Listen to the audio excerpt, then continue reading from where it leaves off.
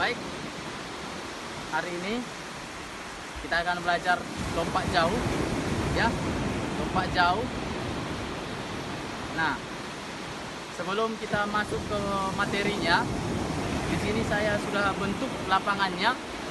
Di pinggir pasir saya gambarkan ya, supaya langsung bisa kita praktekkan. Nah, bisa dilihat di sini. Ini kita misalkan bak pasir, ya. Ini saya buat hanya pendek, tapi yang sesungguhnya itu bak pasirnya itu lebarnya 2,75 meter dan panjangnya itu 9 meter, ya. Nah, panjang bak pasirnya itu 9 meter. Nah, kemudian dari ujung bak pasir ini ke papan tolakan ini ke sini, ini jaraknya 1 meter, ya. Nah, dari sini ke sini 1 meter, ya. Jadi kalau ditanya berapakah lebar lapangan, lebar bak pasir, yaitu 2,75 meter dengan panjang 9 meter. Berapa jarak bak pasir dengan papan tolakan?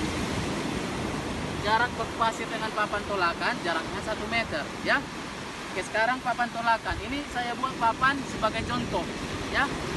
Panjang papan tolakannya sama dengan lebar bak pasir 2,75 meter. Kemudian untuk lebar papan tolakannya itu adalah 30 cm.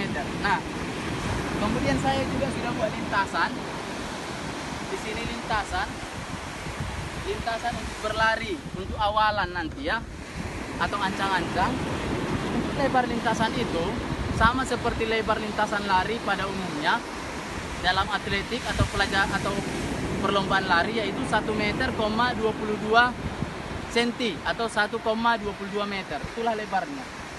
Nah, dari sini sampai ujung, atau disebutlah itu dengan lintasan atau awalan. Nah, panjang lintasan awalan dalam lompat jauh itu adalah kurang lebih, ya, lebih kurang 45 meter untuk awalannya. Oke?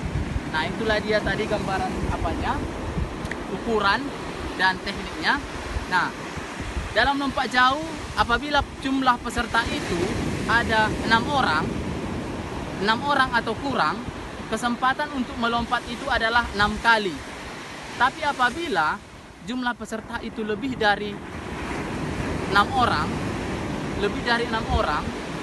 ya, jumlah kesempatannya itu adalah 3 kali. Nah, oke, itu dia dalam lompat jauh. Kemudian dalam lompat jauh ini ada teknik, yaitu yang pertama awalan ancang-ancang atau sikap berlari.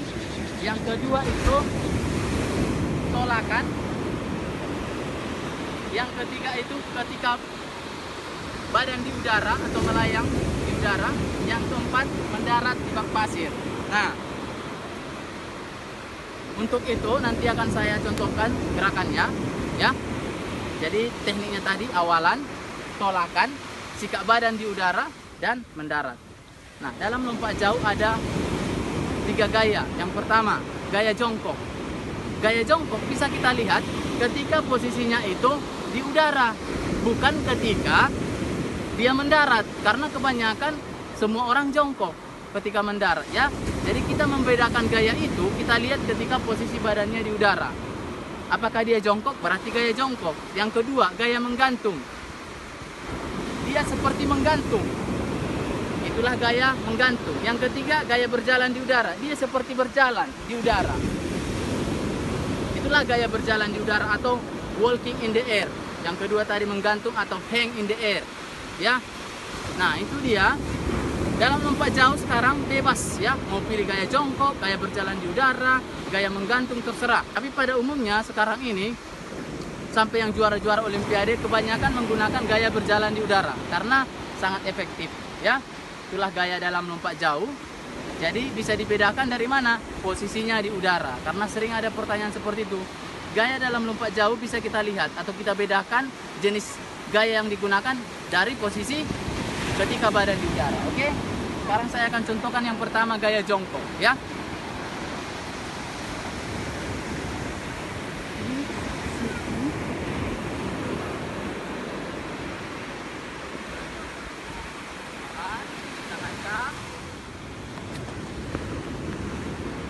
Karena saya di udara tadi jongkok, mulai dari udara saya jongkok.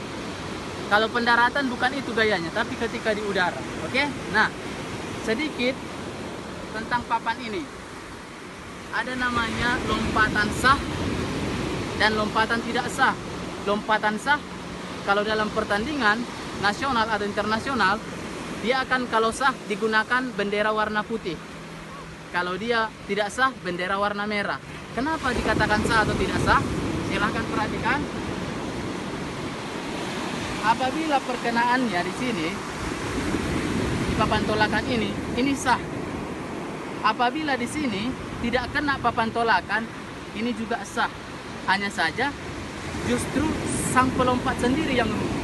Tapi kalau lewat sedikit 1 cm aja atau 1 helai bulu aja lewat papan tolakan ini batal atau tidak sah. Jadi ketika kamu melompat di sini sah. Sedikit kena sah, kena semua sah, kena pas seperti ini sah. Tapi lewat sedikit saja itu batal. Ya, itu dia.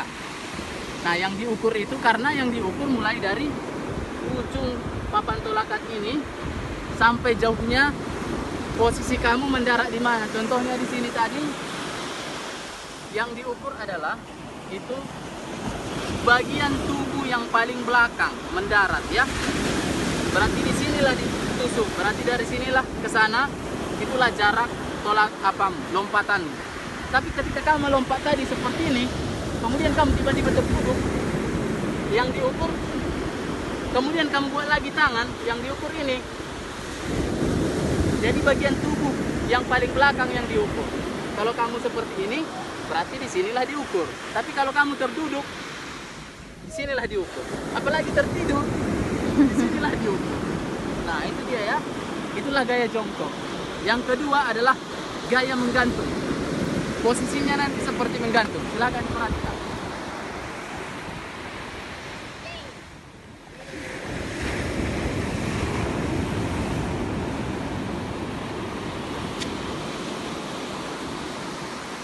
Nah, itulah posisinya gaya menggantung. Sekali lagi ya, gaya menggantung.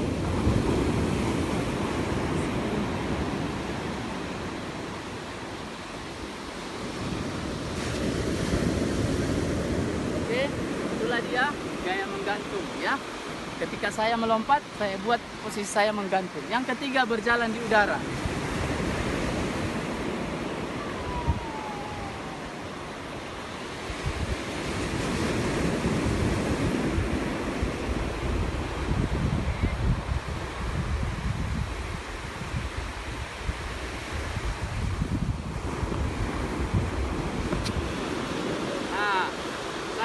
Berjalan di udara. Lompat jauh dibedakan berdasarkan posisi badannya di udara. Oke? Baik, itu saja. Salam olahraga. Jangan lupa subscribe, like, komen, dan share di layar. Oke?